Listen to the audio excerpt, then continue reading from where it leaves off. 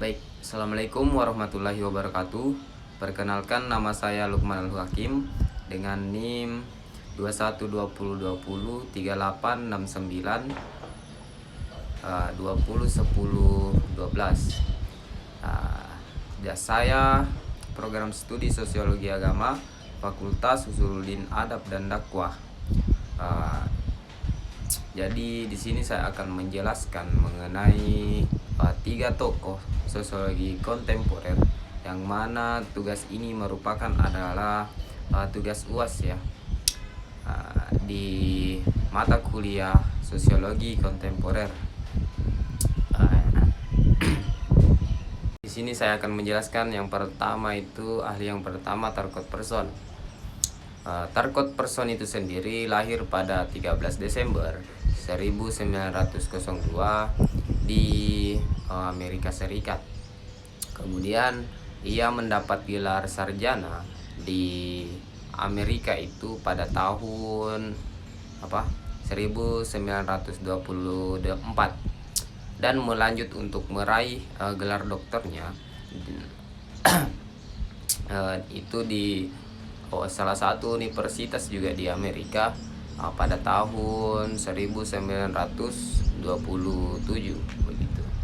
Kemudian karir akademisi beliau itu Person menjadi profesor di universitas di Amerika juga, dan memainkan peran penting dalam pengembangan sosiologi fungsionalisme struktural. Ia terkenal sebagai salah satu sosiolog paling berpengaruh pada abad pertama, yaitu abad ke-20. Adapun pengaruh dan karya-karyanya itu, yang pertama itu termasuk disebut The Structure of Social Action, itu pada tahun 1937. Kemudian yang kedua itu ada yang dinamakan The Social System, itu pada tahun 1951. Kemudian ada yang dimaksud juga paradigma agil, yang dikembangkan olehnya tetap menjadi landasan penting dalam sosiologi. Nah, itu tadi penjelasan mengenai biografi mengenai beliau. Kemudian tokoh yang kedua itu adalah Erving Goffman. Erving Goffman itu sendiri lahir pada 11 Juni 1922 di Kanada ya. Kemudian ia meraih gelar menjadi sarjana di Universitas Toronto, namanya Universitas Toronto, dan gelar doktor di Universitas Chicago. Kemudian karir akademisi beliau itu, Goffman mengajar di berbagai universitas di Kanada, termasuk Universitas salah satu di Berkeley begitu. Kemudian kontribusinya dalam teori dramaturgis memberikan wawasan baru, dalam artian memberikan wawasan baru dalam analisis interaksi sosial. Kemudian pengaruh dan karya utamanya, karya yang paling terkenal itu yang pertama The Presentation of Self in Everyday Life. Nah, itu pada tahun 1959. Dan yang kedua itu Flame Analysis, itu pada tahun 1974. Pendekatannya terhadap dramaturgi telah memberikan kontribusi signifikan pada pemahaman kita tentang bagaimana manusia bermain ataupun berperan dalam kehidupan sehari-hari. Kemudian yang kedua itu ada Louis Kosser. Louis Kosser ini lahir pada tanggal 27 November pada tahun 1913 ya. Dia lahir di Jerman. Kemudian pada tahun 1939 ia melarikan diri dari rezim Nazi dan pindah ke Amerika Serikat, di mana ia menerima dokter dari Universitas Columbia. Kemudian mengenai karir akademisi beliau, Coser menjadi profesor di Universitas Chicago, dan setelah itu dia berkontribusi terhadap teori konflik, membentuk pemahaman tentang peran konstruktif konstruktif konflik dalam dinamika sosial. Selanjutnya itu mengenai pengaruh dan karya utamanya. Beliau itu memiliki buku-buku seperti The Functional of Social Conflict itu pada tahun 1956.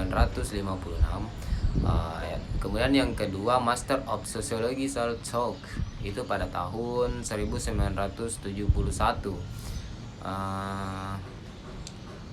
menunjukkan perannya sebagai peneliti sosial yang berpengaruh dengan fokus khusus pada konflik dan perubahan sosial.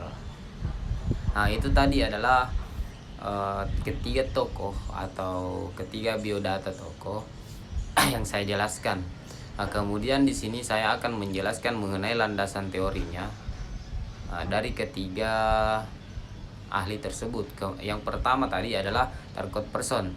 Tarkot Person itu memiliki teori fungsionalisme struktural. Dasar teorinya, Tarkot Person membangun dasar teori pada fungsionalisme struktural yang menekankan bahwa masyarakat adalah suatu sistem yang terdiri dari bagian-bagian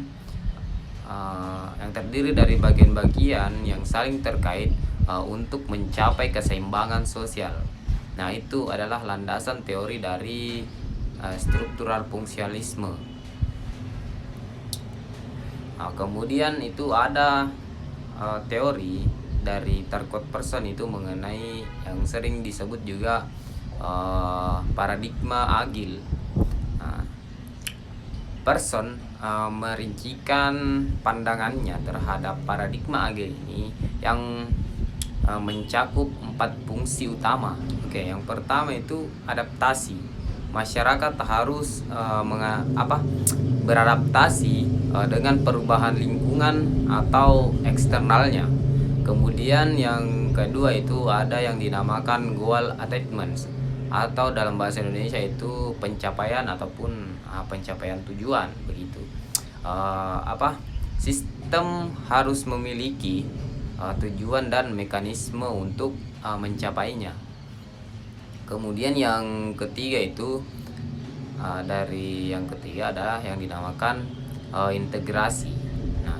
Integrasi itu sendiri merupakan bagian-bagian sistem yang harus bekerja sama untuk mencapai keseimbangan internal begitu. Kemudian yang terakhir itu ada yang dinamakan latensi. Latensi di sini pemeliharaan nilai dan norma sosial agar keseimbangan tetap terjaga. Itu tadi yang disebut mengenai paradigma agil. Kemudian contoh dalam masyarakat, dalam konteks sosial dapat diilustrasikan dalam organisasi pemerintahan yang dibutuhkan adaptasi terhadap perubahan politik, pencapaian tujuan pembangunan, integrasi dalam departemen dan pemeliharaan nilai-nilai etika. Kemudian teori yang kedua itu yaitu Erving Goffman tentang teori dramaturgi. Dasar teorinya, Erving Goffman mengembangkan teori dramaturgi sosial yang menyamakan interaksi sosial dengan pertunjukan teater. Ia melihat individu sebagai aktor yang bermain peran dalam berbagai situasi sosial. Itu ada yang dinamakan front stage dan back stage dalam teorinya. konsepnya yaitu perbedaan antara front stack dan back stack, di mana front stack adalah tempat individu memainkan peran publik, sementara back stack adalah tempat mereka dapat menjadi diri mereka sendiri. Kemudian ada yang dinamakan impression management. Goffman menerangkan manajemen impresi, di mana individu berusaha mengontrol bagian orang lain melihat mereka seringkali melakukan tindakan ataupun penampilan dan secara simbol begitu. Kemudian contoh yang dapat kita terapkan di masyarakat dalam situasi pekerjaan, seorang manajer mungkin memainkan peran otoritas di dalam suatu front stack-nya. Kemudian mungkin di ruangan pribadinya dia melakukan back stack atau dia menjadi diri dia sendiri. Kemudian teori yang ketiga itu adalah Lois Kosser, yang mana landasan teori beliau ini memperkenalkan teori konflik fungsional yang melibatkan gagasan bahwa konflik dalam masyarakat dapat memiliki dampak positif dalam pemeliharaan keseimbangan sosial. Oke, selanjutnya itu konflik sebagai integrasi. Menurut Kosser, konflik dapat berfungsi sebagai sarana integrasi sosial yang membantu kelompok menyatukan diri melawan ancaman eksternal. Kemudian ada yang dimaksud fungsi adaptif konflik. Dia juga menyoroti bagaimana konflik dapat berfungsi sebagai mekanisme adaptif, memungkinkan masyarakat beradaptasi terhadap perubahan dan mencapai kemajuan. Kemudian contoh dalam masyarakat itu seperti konflik dalam keluarga atau organisasi dapat memunculkan perubahan positif, seperti perbaikan hubungan atau restrukturasi organisasial yang dapat berdampak positif dalam mencapai keseimbangan sosial. Nah, itu tadi ada beberapa teori dari ketiga ahli sosiologi kontemporer yang saya jelaskan. Ada mulai dari biografinya, kemudian landasan teorinya, dan contoh-contoh yang ada di masyarakat. Begitu. Mungkin cuman itu yang bisa saya jelaskan mengenai ketiga para ahli tersebut. Kemudian untuk nanti penjelasan lebih lanjutnya saya akan menjelaskan daripada di luar video ini. Mungkin itu saja yang bisa saya terangkan. Salah hilapnya mohon dimaafkan. Tulak betetangisan bulat berhubungan sukses beringatan. Terima kasih atas perhatian dan atensinya. Saya pamit undur diri. Assalamualaikum warahmatullahi wabarakatuh. See you next time.